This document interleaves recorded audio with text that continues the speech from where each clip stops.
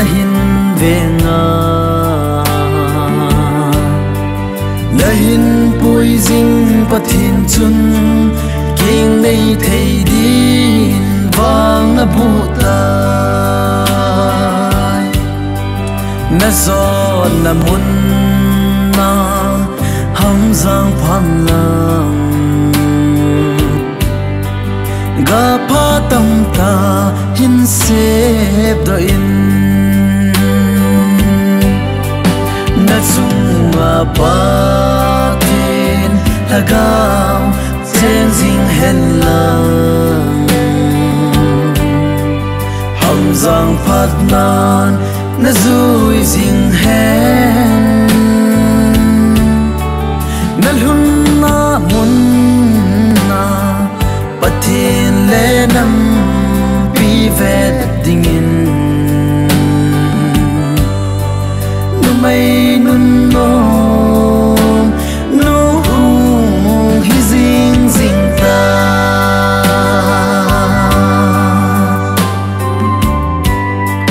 la zon na pung le chang mi te dingin chang gui ki sut na mi nu lo ling ta hung hin o na sing sung mi te ngây lu cheng ni na dam kum kho hung so jing hen na chung ma pa lagao chen jing hen lang ham giang phat nan na zui jing hen na lun na mun na pathin le nam pi vet dingin nu mai nun no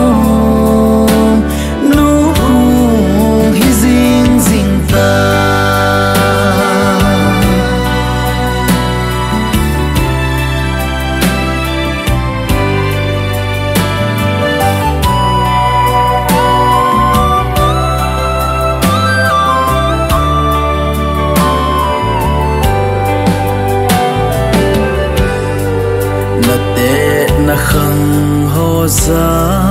thi min lang in sung mai cham tu de din tao jing pung min pung pang jing mo Christian in sung nom sem do in lang nu man tam pen chu hung hitan o na chung a pa tin lagao chen jing hen lang ham giang phat nan na zui jing hen na lun na mun na pathin le nam pi vet dingin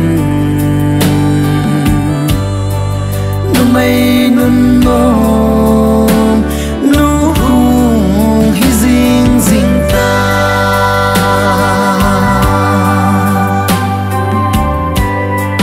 tu nin na sa na khang ka hin hao ve sing sung mi ngây cheng le na lom go ngây cheng ki pa in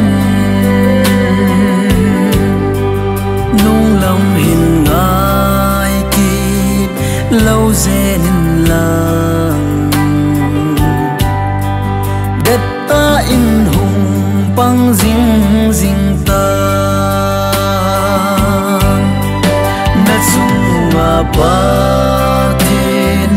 gao chen ding hen lang